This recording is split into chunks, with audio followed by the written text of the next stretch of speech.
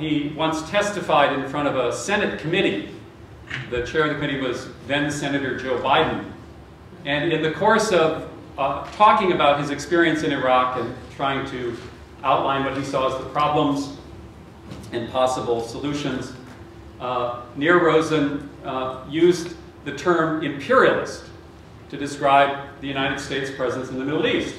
Joe Biden asked him a question about how the U.S. might improve its position in Iraq and the region. And Nir said, well, as a journalist, I don't feel comfortable advising an imperialist power on how to be a more efficient imperialist power, which I don't think Joe Biden had ever heard in that particular Senate committee room before. Based on what you've had obviously extensive experience, you demonstrate, and will not make a judgment whether it was good or well-founded reasons, that you point out all the other so-called experts don't speak the language, haven't been on the ground, haven't walked the walk, as they would say, that you've walked.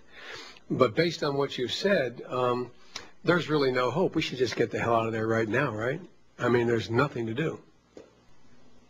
Nothing. As a journalist, I'm uncomfortable in advising sort of an imperialist power about how to be a more efficient imperialist power. And I don't think that we're there for the interest of the Iraqi people. I don't think that's ever been a motivation. However, I have mixed emotions on that issue. Many of my Sunni friends, beginning about a year ago, many of them who were opposed to the Americans, who supported attacking American troops in Iraq, began to grow really nervous at the idea of the Americans leaving Iraq, because they knew that they would be massacred. It could be Rwanda the day the Americans leave. Now, the creation of these Sunni militias, the Iranian groups, militates against that kind of a massacre of civilians occurring, because now there are actually Sunni safe zones, and thousands of Sunnis from Shia areas are inhabiting territories that are controlled by the Sunni militias. But I do believe that if the Americans were to withdraw, then you would see an increase in violence, at least temporarily, until some sort of equilibrium was reached. But the good news is we wouldn't be imperialist anymore in Iraq, from your perspective. Only elsewhere in the region. Only elsewhere in the region. I mean, there's no... I'm sure glad we invited you, I tell you. There's really no, there's no positive scenario in Iraq these days. But the point I'm making in class is that Nir Rosen, as a journalist, comes in with an analytic framework, a worldview, a way of understanding the way power operates in the Middle East. He's a journalist, but he's very clear about how he understands the world.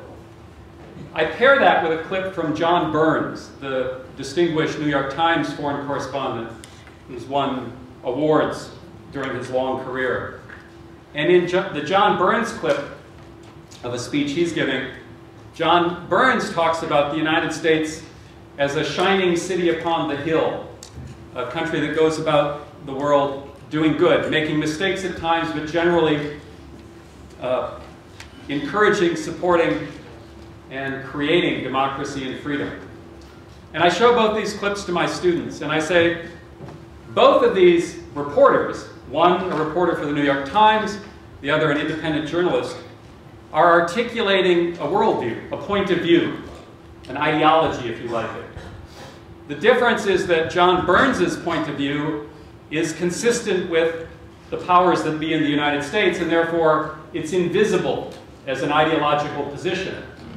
Whereas Nir Rosen is articulating a critique that does not always sit well with the powers that be, and therefore he appears ideological.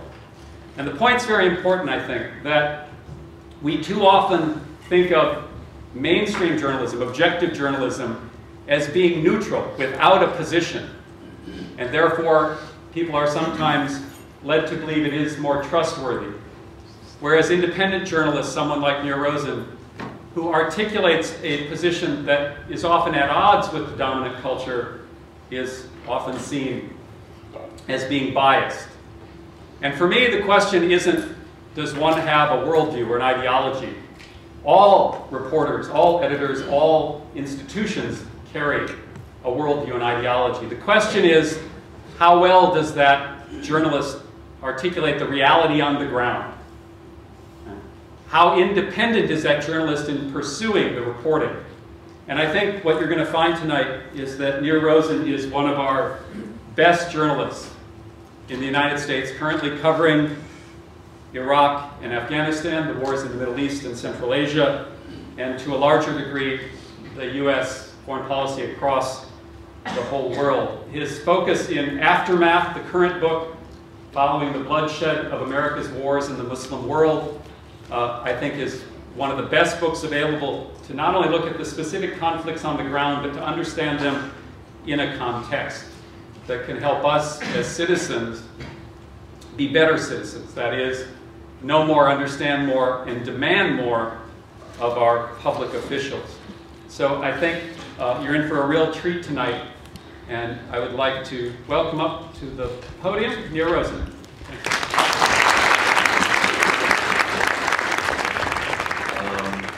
My book deals about half of it with Iraq. And it's an attempt to understand how the civil war started in Iraq, how it came to an end. But much of it also deals with Afghanistan and the impact of Iraq on the region, and how conflict in Lebanon, for example, increased, spread, thanks to events in Iraq. And these days, we've sort of forgotten about Iraq, but you can't understand what's happening in Afghanistan and what we're trying to do in Afghanistan, or what the U.S. military thinks they're doing in Afghanistan, without understanding what happened in Iraq and what they think happened in Iraq. So I got to take it back to Iraq. Commonly accepted narrative, which these days is almost impossible to challenge, is that you had sort of a more or less incompetent war, thanks to poor planning and not enough troops, and Paul Bremer. And then suddenly in 2006, Al-Qaeda blew up a Shia shrine in Samarra, and all hell broke loose, and the civil war started. And thanks to this genius, brilliant PhD-having general with new tactics, David Petraeus, Iraq was saved, the surge was a success, and now Petraeus has moved on to save us in Afghanistan. But that's all wrong. The civil war in Iraq began in 2003. As soon as America won the war, it lost the war. The Iraqi military was easily dispatched. For the most part, they even chose not to fight. So Baghdad fell pretty easily. But it fell and left this huge vacuum. And overnight, you had militias forming, looting, and absolute chaos. And this pervasive sense of lawlessness remains in Iraq even to this day. The militias that took over in 2003, in that vacuum, in many ways control Iraq to this day. Today they might be wearing police uniforms or the suits of politicians, but they're in many ways the same people. So right from the beginning, April 2003, all night long there was a chatter of gunfire, and it wasn't Americans killing Iraqis, it was Iraqis killing Iraqis, people settling scores, criminal gangs rising up, self-defense militias. You didn't know what was going on, but you could hear it all night long. The Americans came into Iraq with this idea that the Ba'ath Party was like the Nazi Party. Maybe we needed to elevate the enemy so we could feel like we were fighting a real bad guy like in World War II. And so the Ba'ath Party in our eyes was a Nazi party, the Ba'ath Party was a Sunni party, and we were there to save the Shia Jews from the Sunni Nazis. And the Ba'ath Party was majority Shia in reality. The Iraqi army was majority Shia. You had Shias at the highest levels of the government cooperating with Saddam. So it was much more complex than that. Iraq, like any place else in the world, had a history of racism, of class differences, of sectarianism. Certainly here in the US we have intense racism, but it doesn't translate into open violence between groups. It takes certain events, manipulation by the media, intense fear of extermination for that to occur. So in Iraq, you did have Sunnis and Shias who felt strongly or less so about their identity. That depended on your class, whether you were rural or urban, rich or poor, from Baghdad or the south, part of the government in some way or not. You had a poor class of Shias who were increasingly resentful of their marginalization, but you also had middle-class Shias who felt very much part of the state.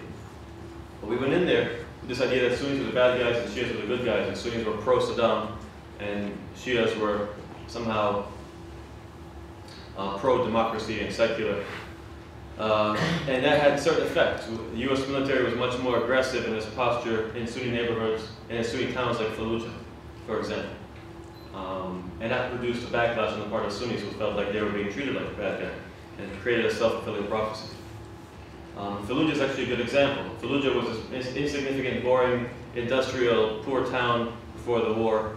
The only reason you'd ever heard of it if you were an Iraqi was because you were going to picnic in Lake Habaniya, further deep in the Anbar, so you'd stop in Fallujah to get some kebab. But otherwise, it was just like any other town in Iraq.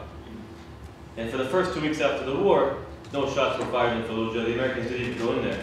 The locals took over control of the city and were administering it. The Americans took over a school in the center of town. There was a demonstration. The Americans reported they heard a shot fired. They fired into the crowd. I think they killed about 17 people. They began to turn the Sunnis of Fallujah against the occupation. Now, Fallujah is really important because, in a way, the American destruction of Fallujah is what helped provoke the Civil War. Before I get to that, though, we took this chaos, the militias being created overnight, and superimposed these sectarian ethnic categories on it. We created an interim governing council, and you had so many Sunnis, so many Shias, so many Kurds, creating quotas. Even the Communist Party member of that council was chosen not because he was secular or leftist, but because he was a Shia. So the Iraqis are protesting from day one. The Americans are trying to create a civil war. Now that's not true. There wasn't any kind of deliberate plan to create a civil war. That assumes too much confidence and knowledge on the part of the Americans ruling Iraq. Looking at it backwards, it looks almost as if they took every single step they could have taken to provoke a civil war. Regardless of whether you think the occupation was right or wrong, or the invasion was right or wrong, obviously it was wrong. If you're going to invade a country, if you're going to be an imperialist, at least be good at it and be competent at it. So you had generals and colonels and sort of planners of the war advocating for far greater number of troops. They knew from experience in Kosovo, Haiti, East Timor, Bosnia, and other failed states that you need a certain number of troops for the post-war phase just to secure the country. But they were ignored, and they obeyed the orders, did their mission. And indeed, you had this massive looting from the beginning. Now, if you took New York City, got rid of the police, the mayor, administration, electricity, you'd very soon see the same thing happening.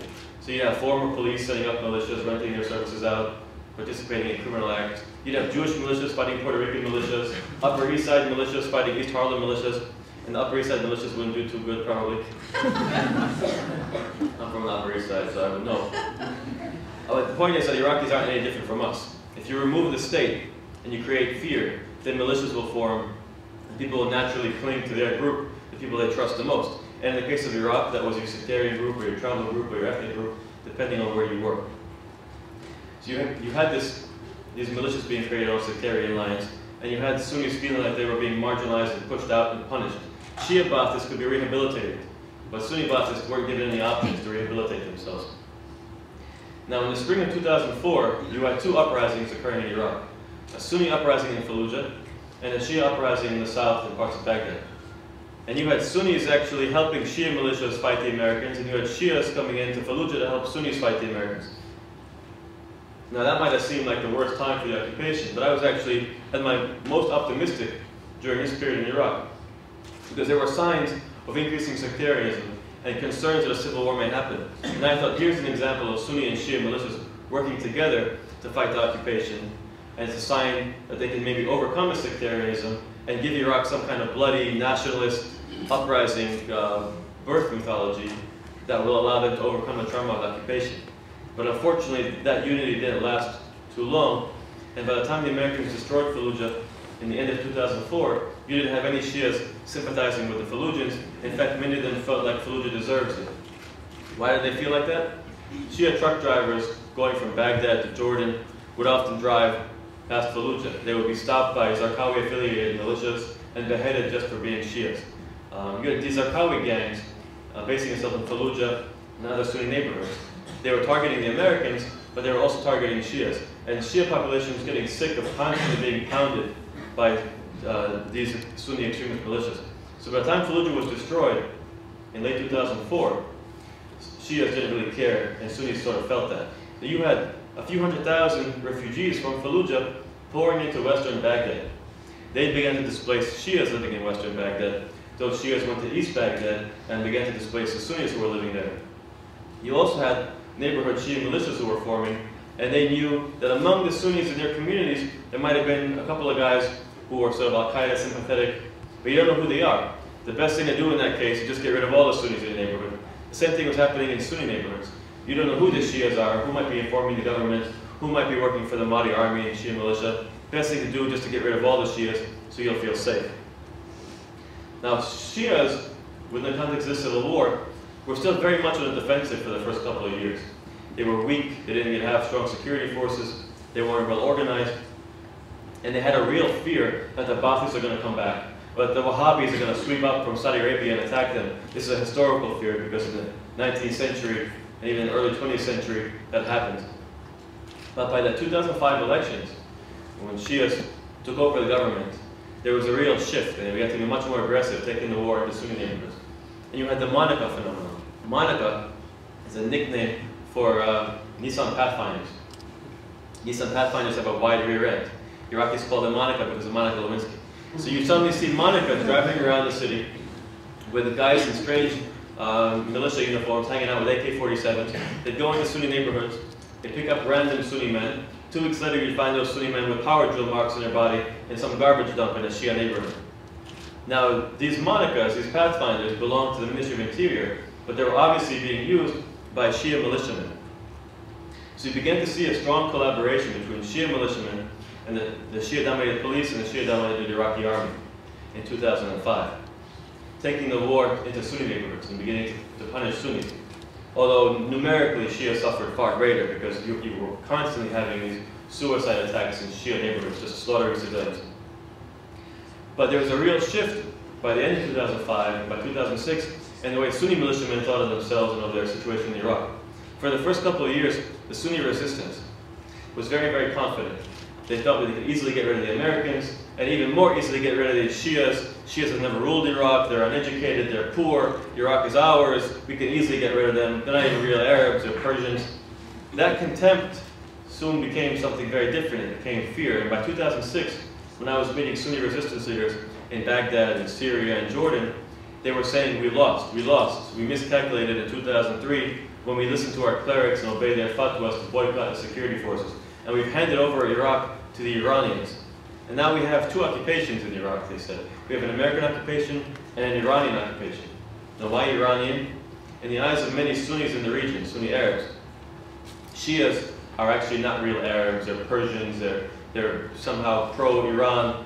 That's not true, of course. In Iraq, Shias are Iraqi nationalists, they're Arab nationalists, but they're also, in many cases, have a very strong Shia identity. In the Iran-Iraq war, the Iraqi army was majority Shia that fought Iran. So there's no truth to this myth, but it was very well believed by Sunni militiamen. So you had the Sunni realization that they were losing a civil war. Sunni neighborhoods were being cleansed. They were being pounded by the American military, by Iraqi Shia militias, by the Iraqi police, the Iraqi army. And suddenly they were paying attention to the debates back in the US. They were watching Al Jazeera Senate debates, and Democrats are calling for the Americans to withdraw from Iraq. And my Sunni friends who were backing violence against the Americans suddenly started to panic. And they were saying, if the Americans leave, we're going to get slaughtered. The government's going to wipe us out. So that was a real shift. But they also began to notice that the rhetoric from DC was increasingly anti-Iranian. And they realized they have a common foe with the Americans, and that they both have this Iranian enemy. This was happening at the same time, though, that the Americans came to a realization 3 years too late. General Abizid, the American commander in Iraq, realized that the occupation was part of the problem, that our presence in Iraq was creating antibodies. So there was a push to withdraw from the city, hand Iraq over to the Iraqi security forces. As they stand up, we'll stand down was the motto. And that was a great idea, realizing that the occupation was a problem. And it would have been true for the first couple of years, when the main struggle in Iraq was indeed an anti-occupation, sort of national liberation struggle, even if it used sometimes an Islamist discourse. But by 2006, when the Americans realized it, the main conflict in Iraq was now a civil war. So we pulled back from the cities, and suddenly Iraq felt like it was occupied by Iraqis, but it was like Iraqi militiamen. You didn't know who they were firing into the air, they were going into neighborhoods, taking people randomly. Iraq felt like Somalia, with neighborhood warlords and regional warlords. So we handed security over to the Iraqi police and the Iraqi army, which you'd think would be a good idea, but these were not neutral security forces. They were participants in a civil war, pounding Sunnis in many cases, destroying Sunni neighborhoods, driving by Sunni neighborhoods on pickup trucks and opening fire on their houses randomly. And the Americans realized that this wasn't working out very well. Saudi Arabia was warning that if the Americans abandoned Sunnis, the Saudis are going to come in to support them. Bush, actually in the summer of 2006, finally began to pay attention to Iraq, He's worrying about his legacy.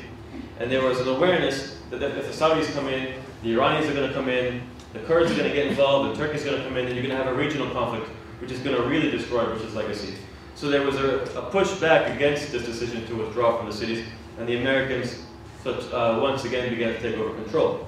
This is important to remember because all this is happening about 6 months before General Petraeus comes in and begins his surge. So in 2006, you see the first signs of the awakening phenomenon. In the past, Sunni militias had clashed with Al-Qaeda. Al-Qaeda was in many ways a Sunni self-defense militia and an effective force against the Americans, but it was also brutal. It was imposing these foreign Taliban-like rules on Sunnis of Iraq: no smoking, no dominoes. It was demanding the wives of local tribesmen. It was disrupting smuggling routes and undermining traditional authority. So the Iraqi resistance and the Iraqi national resistance guys were always chafing under these more extreme Al-Qaeda guys. And they also had a very different agenda. In the end, the mainstream Iraqi resistance groups just wanted control of Iraq. They didn't care about the rest of the world. These Al-Qaeda guys wanted to fight the Jews and the Crusaders until Judgment Day. And the Iraqi resistance didn't want their country to be a battlefield for Islam against the world. They just wanted to control the state and maybe get rid of these annoying Shias. So you had clashes in 2005 in Al-Qaim and Anbar, for example, where the Iraqi Sunni resistance groups were clashing with Al-Qaeda. But the Americans stood by and watched. And as a result, the Iraqi tribesmen were slaughtered by Al-Qaeda. One of the big changes was in 2006, the Americans now, some of them had been in Iraq 2 or 3 times, no longer had this black and white view of Iraq with good guys and bad guys, and they began to cut deals with local power brokers for the first time. So they took a third-rate third-level tribe leader, called Abu Risha, who was known for being a highway robber. They declared him to be a tribal chef, parked a tank in front of his house, and worked together to fight Al-Qaeda in Ramadi. And it was actually quite successful. And it was a model that was repeated by Sunni militiamen all over the country very quickly. It spread in much the same way that other tactics had spread with the Sunni resistance, like a donkey bomb. Some genius guy decided you could take a donkey corpse, put a bomb under it, the Americans will drive by, look at it, and it'll blow up. And suddenly you saw that happening all over Iraq, like many other tactics. Similarly, the awakening tactic also spread remarkably quickly. Sunnis were losing on every front. They were being pounded by the Americans, by Shia militias, Shia police, Shia army, and Al-Qaeda. Once Al-Qaeda was done with Shias in the neighborhood, it would begin to oppress the Sunnis living in that neighborhood. And Sunnis realized that they had no choice but to ally with the Americans temporarily, a hudna, a ceasefire, so they could focus on the real enemy in their eyes, Shias or Iran. So that was the first element in the reduction of violence, the Sunni ceasefire. It was followed by a Shia ceasefire in the summer of 2007, and that's when you saw the real drop in violence. Now meanwhile, Petraeus arrives in Iraq in January 2007. What he does is institutionalize changes that were already happening on the ground. Petraeus is credited with writing the counterinsurgency manual. Not true, he signed his name at the bottom of it, but he brought in hundreds of experts to work on that book. Probably dotted a few T's and crossed a few I's. But it was the work of a variety of experts from an NGO world, the military world, historians. And population-centered counterinsurgency, the new tactic that Petraeus is credited with promoting, is a notion that instead of focusing on killing the enemy, you're going to focus on protecting the population, at least that's a mantra, and sort of cleaving them away from the insurgents by tempting them with different incentives, financial and political, and guaranteeing their safety. Now in reality, during the surge, you had 3 times as many Iraqis being killed by the Americans, Iraqi civilians, than before the surge. So it didn't feel very population-centric to the population. But they were so traumatized by the Civil War that Americans somehow still looked like the least of all evils. Now the mantra is that it's about protecting the population. In reality, it's about controlling the population. And for the first time, beginning in 2007, the Americans actually were able to control much of the Iraqi population. Not something you would normally desire, but given the context of the Civil War, it actually helped sort of freeze the gains of the Civil War. Now the surge was going to be Baghdad focused. The Mahdi army, the main Shia militia, basically controlled Baghdad at this point. And it used to be a sort of ideologically pure militia, self-defense group with a creed, but as it spread, it began to be more and more like a mafia, oppressing first Sunnis, and then once they got rid of Sunnis in their neighborhoods, they began to turn on Shias as well. Muqtada Sadr the Shia cleric who led the Sadrist movement and its armed wing, the Mahdi army, realized two things. He realized that the Americans are going to focus on Baghdad. I control Baghdad with my militia. They're going to target me. Better to lie low and wait for the surge. It's a wave. It's going to go up and it's going to go down, and I'll remain in control of Baghdad. At the same time, he's also being discredited by many of the excesses and abuses of his own men, who are acting like mafia guys who were executing people. So he declared a tajmeed, a freeze of his forces. And then this was in August of 2007. Then you saw a huge drop in violence. This is about 7 months, 8 months after the surge began. The violence was still peaking in Iraq, 7 or 8 months after the surge. In fact, I was in Diyala province about 5 weeks ago, and I visited villages. There are hundreds of them in Diyala province. I visited about a dozen, where in the summer of 2007, 6, 7 months into the surge, you had militias totally destroying hundreds of villages. One day Al-Qaeda would start shelling a village, then the men would show up, they'd slaughter a bunch of the local men, and blow up all the houses. So it looks like Bosnia or Rwanda. Everything destroyed. So this is still 7 months into the surge. But what really brought the violence down, as I said, you had first a Sunni militia ceasefire, then 6 months or so later, a year later, the Shia militia ceasefire, and now you have the two main actors in the civil war more or less laying down their weapons, and only Al-Qaeda is remaining, and the Americans in collaboration with Sunni militias are going after them. You also have now a couple of million people who fled their homes, internally or abroad, and hundreds of thousands of dead. Sunnis and Shias are no longer living together, so in a sense, there's less people to kill, and that's one reason why violence is going down. So you take the situation and you freeze it, which is what the Americans did. They took neighborhoods in Baghdad and built these immense concrete walls around them. It was oppressive, it felt like Palestine, it destroyed the social fabric even further, destroyed local markets, but it was actually remarkably effective for protecting these neighborhoods and controlling the population. Now you couldn't have any more Iraqi police going up the neighborhood and opening fire on it because these immense concrete walls were protecting that neighborhood.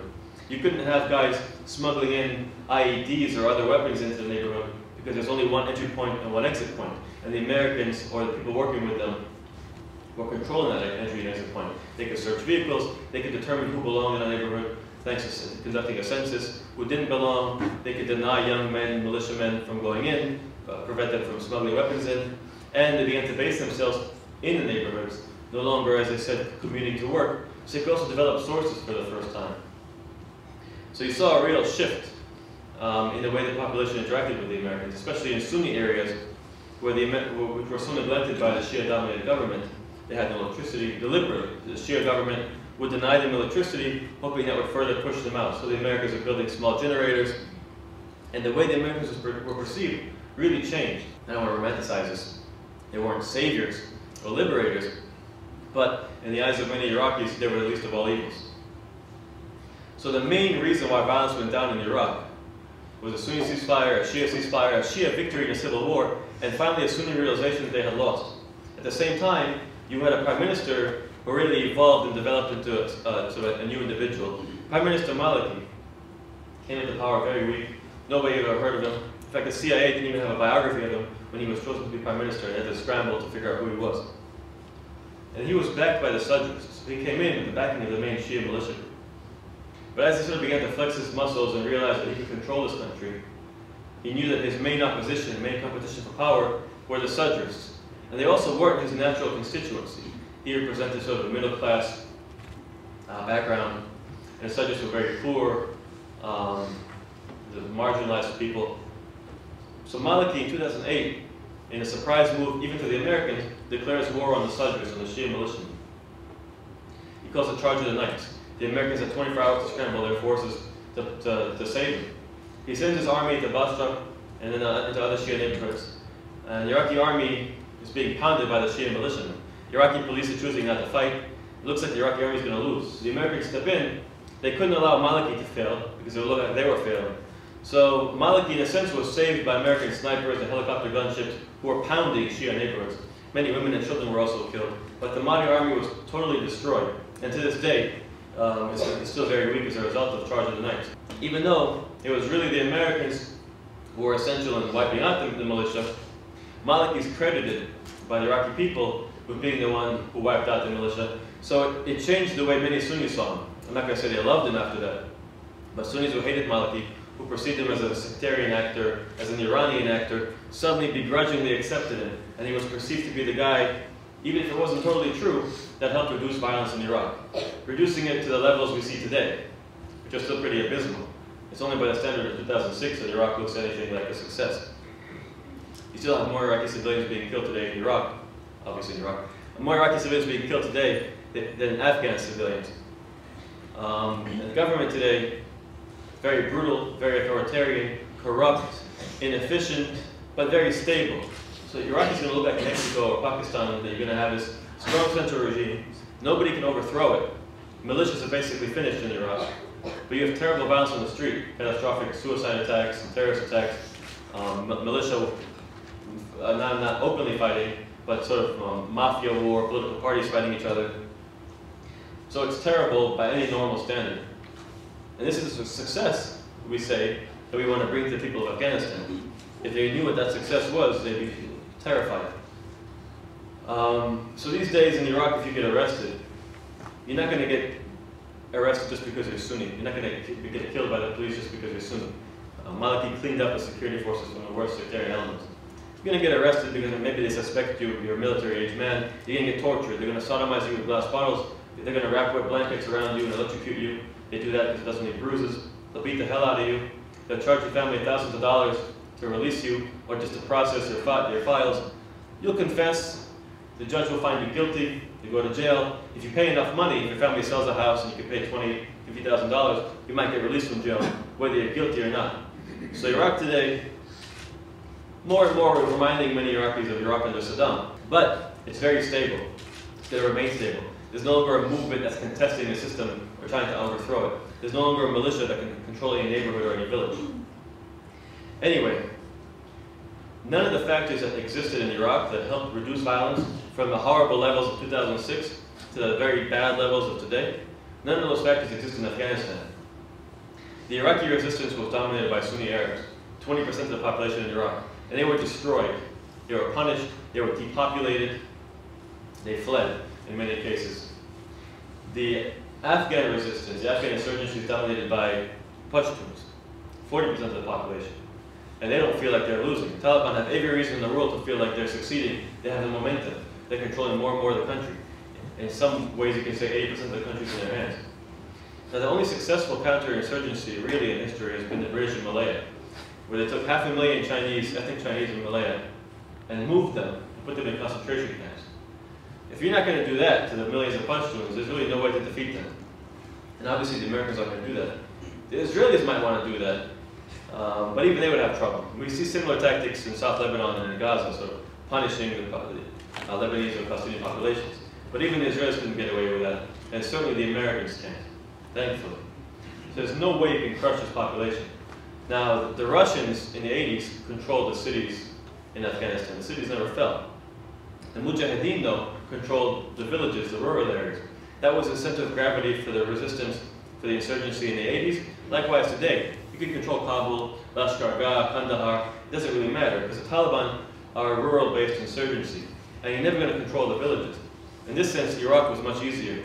The center of gravity was Baghdad and some other urban areas. There's infrastructure, there are roads, the city is grid-like. You can build these walls around neighborhoods and control the population. In Afghanistan, think of Marja. We heard about Marja earlier this year. CNN described it as a key strategic Taliban city. It's not a city, it's a small village of like a few thousand people. I've been there in 2009. It was built up, this key center of the Taliban. It took 3 months for the Americans to take Marja. They got there and they realized that the Taliban were very popular. The CNN made it seem like they were storming Normandy, this triumphant invasion of a tiny little village. These days, they're still fighting the Taliban in Marja. But you have like 15,000 Marjas in Afghanistan. So you can have individual successes in Afghanistan, control a village here, a village there, but you're never going to be able to string them into any kind of strategic victory because you're never going to have enough troops. You can't control the population the way you could in Iraq, even if that's sort of an ideal goal, which it shouldn't be. Because you have a house here, half a mile away, you have a house there, the way villages are constructed, there's no roads to get from your base to a village that might be 12 kilometers away. It can take you an entire day because you have to have somebody in front of you, painstakingly walking, searching for IEDs. And you're not living with the population the way you were in Iraq if you're an American soldier. In part you can't because there's just so many villages and towns, but also the infrastructure isn't there. So you're commuting to work, the very notion that they did away with in Iraq. You're rumbling for a few hours from your base into the village, having tea with an elder, shaking his hand, agreeing that he's going to support you, and you rumble back to your base for a few hours to make it in time to the chow hall to get a burger. Meanwhile, at night, the Taliban knock on the elder's door and remind him that they live in this village and they're part of the community. And any agreement you structure in a day is undermined because the Taliban control the night in Afghanistan. The Americans don't conduct night patrols very much, and there's just no way they can grasp the social dynamics. So that's one factor. You're never going to be able to defeat Taliban. You are creating militias today in Afghanistan, but unlike in Iraq, the creation of militias in Iraq was a result of a Sunni strategic decision not to fight anymore and to switch sides. In Afghanistan, you have no sign of Taliban switching sides. So you're creating new militias. And historically in Afghanistan, Afghans are very fickle. They switch alliances very quickly. And these militias have always been a problem in Afghanistan. So, but they don't constitute a ceasefire of the insurgency. They constitute the creation of new militias. So the worst thing you could do in Afghanistan. Going back to Iraq, I thought the creation of Sunni militias in Iraq was a terrible idea when it first happened. These were guys, you're a civil war, militias in Iraq fighting each other. You're going to create more militias, and these militias are sworn to overthrow the Shia government. It seemed like a terrible idea. But Maliki very quickly wiped out these militias as soon as the Americans sort of backed off. Likewise, these militias in Iraq were very effective when they were underground groups. They were sort of swimming among the masses, if guerrillas can swim among the masses. But the masses were depopulated. And suddenly the militiamen went public. The Americans had their names, their addresses, their biometric data. Now they were well known. They can never go back underground. So they can never be an effective guerrilla force again. And Maliki was arresting the leadership. Al-Qaeda was killing some of these guys in revenge. These days the awakening groups are decimated. They don't exist. And thankfully, Sunnis don't feel like they want them anymore. So the Iraqi population no longer even wants these militias, these self-defense militias. In Afghanistan, though, there's no sign of Taliban switching sides. In fact, if you want to talk about reconciliation, you had last week, I think, the police reconciling with the Taliban. You had a unit in Ghazni, a police unit in Ghazni, switching sides and joining the Taliban. And we have seen historically, in the last 5 or 6 years, anytime the Americans have created militia in Afghanistan, we've seen, I think, 15 or 16 cases of these militias switching sides and joining the Taliban. So no sign of the insurgency being defeated, no sign of being able to sort of switch them over to your side. And a key element in American counterinsurgency theory is the idea of building the capacity of the government, so the government can take over control, the local and post government.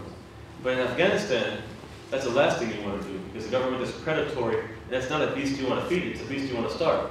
The Afghan government is the reason why people join the Taliban in the first place.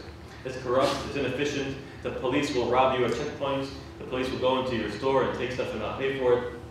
The police are one of the best recruiters for the Taliban. So in Afghanistan, the U.S. is tying itself to this abusive government composed of warlords that are hated by the Afghans.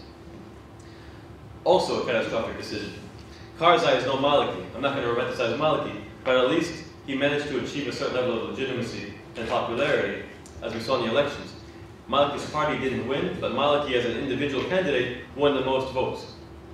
He's perceived, even by Sunnis, as not being this sectarian actor anymore the same way he was. He's credited with reducing violence, so he has some legitimacy. Karzai has zero legitimacy. Only his cronies and the people who he patronizes in his patronage network will support him in any way. Afghanistan isn't a civil war, but all we're doing is helping each side kill each other. In Iraq, the prize was the oil. People want the government because Iraq is sitting on this vast wealth. Afghanistan has no resources. In Afghanistan, we're the prize. It's our dollars. The main resource in Afghanistan is American dollars. So you have warlords benefiting from the current chaos, and even the Taliban. In Iraq, we were paying private security companies to provide security for the convoys supplying Americans. In Afghanistan, it's warlords who are doing it. We're paying warlords. We're helping to fund and prolong the conflict. And the Taliban are getting a lot of their wealth and their funds by demanding bribes from the contractors and from the warlords so in order to grant them access to their neighborhoods. Everybody wants a piece of our money. So the more we put in there, the more we are fueling the conflict. Also, unlike Iraq. And every year, for the last 9 years, Afghanistan has gotten worse and worse and worse. Yet they're asking for more and more and more of the same thing. The definition of insanity is doing the same thing and expecting different results. And here we have Petraeus. You know, the media lionizes him. He's a genius. He can do 100 push-ups. He can run faster than us. He has a PhD. They lionize McChrystal in the same way. He sleeps for 4 hours a day. He runs 8 miles a day. He has a PhD. He eats 1 meal a day. He's better than us. He's smarter than us. He's figured it out. Finally, he gets how to do it.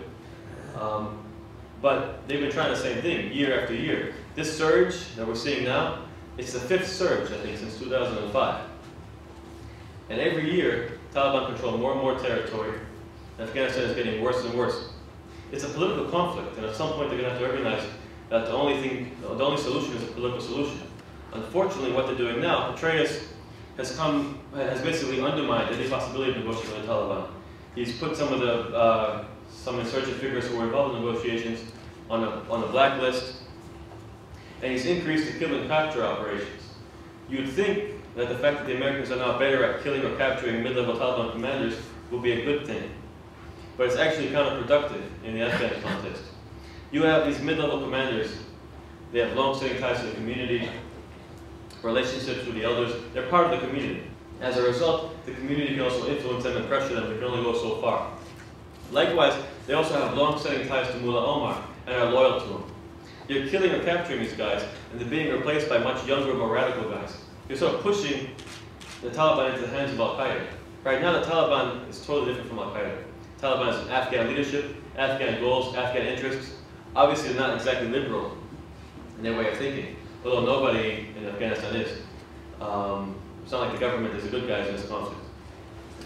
But the Taliban are an Afghan movement with deep grassroots, with a lot of legitimacy. If you're a Pashtun and you have grievances, this is the only movement you can turn to these days. What we're doing is pushing the Taliban into the hands of Al-Qaeda, creating a self-fulfilling prophecy. The Pakistani Taliban is a whole other entity. Different leadership, different goals, separate from the Afghan Taliban. Al-Qaeda is a whole other entity. Arab leadership, some Pakistanis, different goals. The Afghan Taliban have been very clear that they're Afghan-oriented. They're no threat to the U.S. With their pickup trucks and AK-47s, they're not going to threaten the U.S. Surely our national debt is a much greater threat than Taliban with a bunch of pickup trucks and AK-47s and RPGs. But we're treating them as if they're identical with Al-Qaeda. In fact, Al-Qaeda, if we're in Afghanistan to destroy, defeat, dismantle, disrupt, whatever Al-Qaeda, as Obama says, then we did that in 2002. Al-Qaeda isn't in Afghanistan. Al-Qaeda is in Pakistan. It's in Yemen. It's in internet cafes and slums around the world, to the extent that it even exists as some kind of movement. It's more and more these days an inspiration, an ideology perhaps, although it's only had one success. September 11 was Al-Qaeda's one success. But even if you accept that Al-Qaeda is a threat, it's not in Afghanistan. So why would you have this massive military footprint in Afghanistan where Al-Qaeda isn't? And you have it in Pakistan and Yemen. I'm not saying we should invade Pakistan or Yemen. That's crazy. But there's no logic behind our presence in Afghanistan. And the one thing we are doing is destabilizing Pakistan. There was no Pakistani Taliban until the Americans came to Afghanistan. Now they exist. And we're pushing the Taliban into Pakistan with our attacks. We've pushed drug networks into Pakistan with our attacks. And now, thanks to our drone attacks on the border area, we're pushing Taliban and Al-Qaeda deeper and deeper into Pakistan, into Karachi now. And Afghanistan might not be a threat, but Pakistan surely, an unstable Pakistan, is a national security problem. 100 nuclear weapons, 170 million people, persistent conflict with India. That's not a country you want to destabilize. But our presence in Afghanistan is doing it, has been doing it. And it's created this Al-Qaeda and Taliban phenomenon, even in Karachi these days. So it's absolutely insane.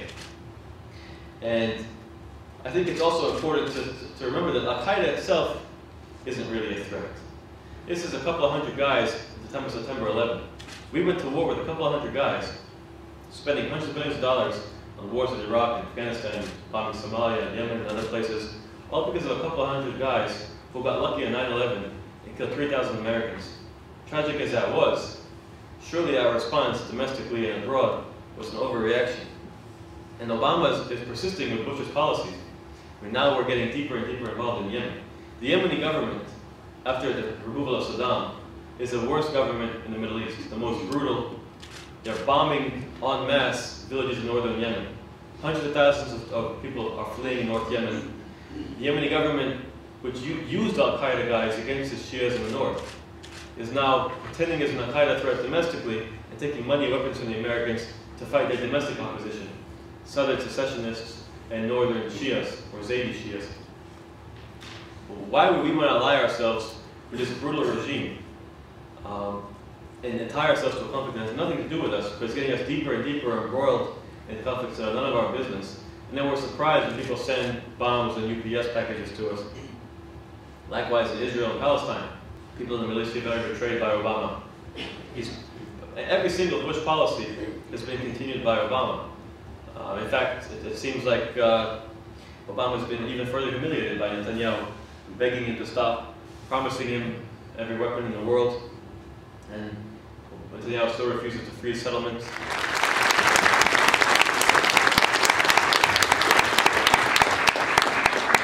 Consistently, there's no logic. You kept coming back to these policies, these strategies are not working, and you seem to be saying, really can't work. And at one point you said there's no logic behind this. If there's no logic behind it, can you talk a bit about what you think is fueling the decisions that U.S. both civilian and military policymakers are coming to?